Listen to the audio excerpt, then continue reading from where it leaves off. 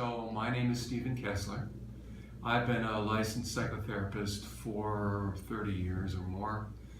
And during at least the first 20 years of that, one of my main specialties was working with men. I led men's groups for decades. I did a lot of workshops with men.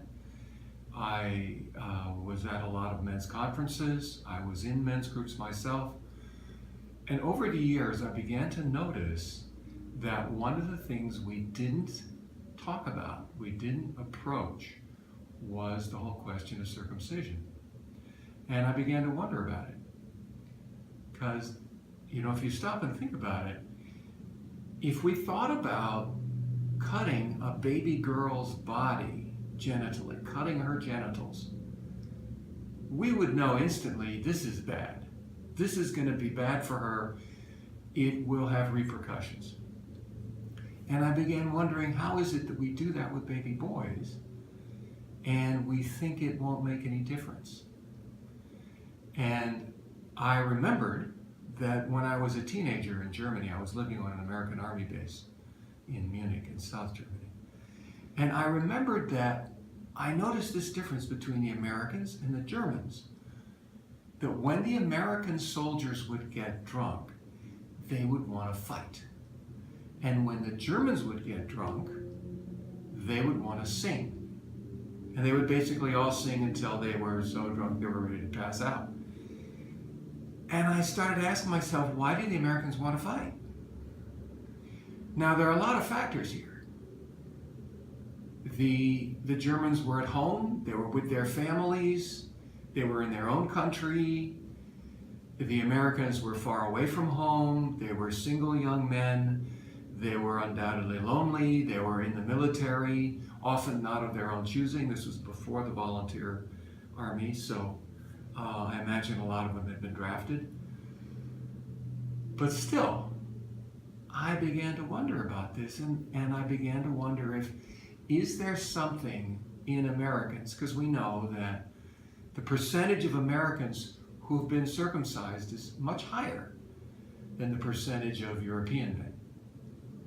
So I began to wonder, is there something about being attacked like that in the first few days of life that scares the body so badly that the person lives the rest of their life in some kind of terror?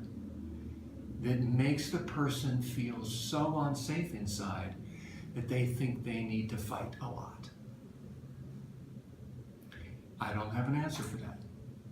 I began to wonder about that when I was working with other men, when I was in men's groups and at men's conferences.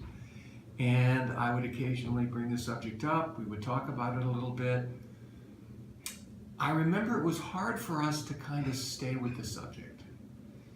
There was a videotape of a child, a baby boy being circumcised that we got somewhere. This was back in the days of videotape.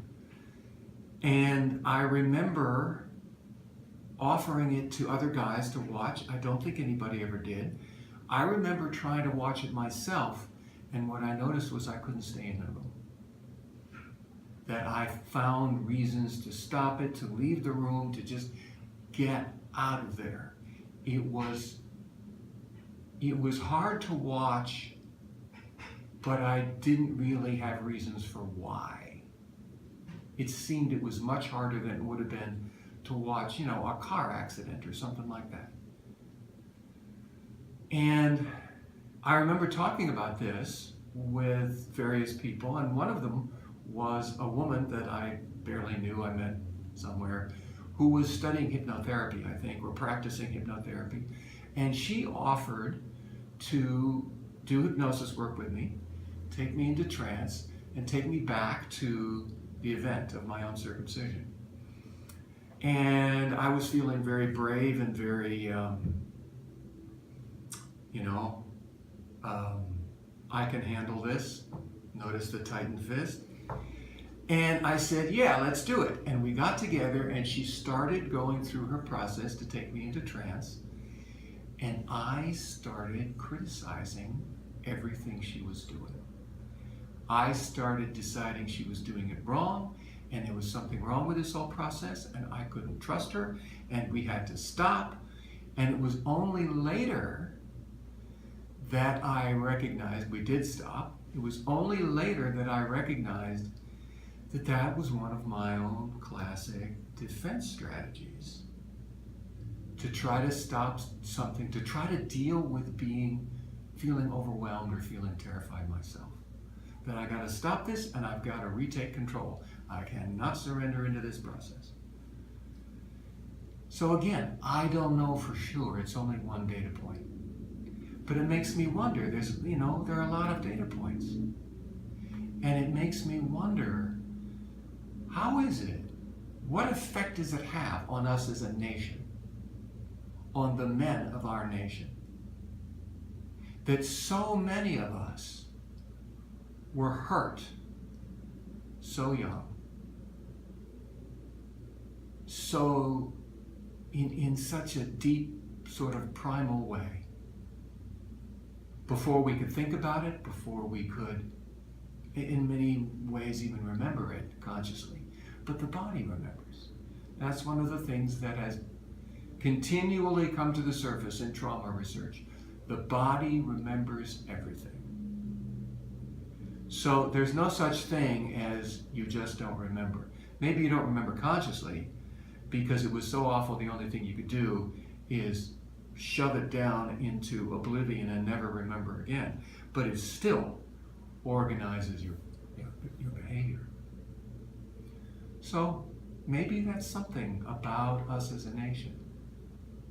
Maybe it's somehow related to how interested we are in warfare and in, invading places and bombing places and being in charge. I don't know, but it does make me wonder. Something to think about, I hope. So in terms of what can you do if you think that maybe this is having a big effect in your life? We haven't done a lot of work on this in psychotherapy. There isn't a path that's already been trodden and tried and true and understood.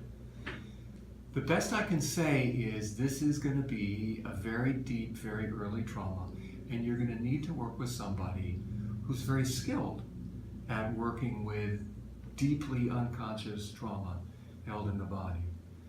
Now, the technique, the tool that I use for clearing trauma out of the body is something called EFT, Emotional Freedom Technique, is the tapping process. It's the best tool that I know of for clearing trauma out of the body. It's simple, it's rapid, you don't have to re-experience the trauma. And there may be many other techniques and tools that also work really well. I don't want to say this is the only one. But I do want to say my sense of it from working with myself, my own years of working with trauma in people, is that you're going to need to find somebody who's really experienced at working with deep trauma and actually has a tool for clearing it out, not just talking about it, not just empathizing with it, not just saying, gee, I'm really sorry that happened to you. In the body, it's way deeper than that. You can't reason with trauma, and you can't argue with it. What you have to do is have a tool that actually goes to where it's held in the body, energetically, and clears it out. And the best one I've found for that is EFT, and there could be many other also. But you'll need to work with somebody who's skillful enough to help you work down through the layers, because there will probably be layers and layers and layers of protection over this. Maybe many layers of terror.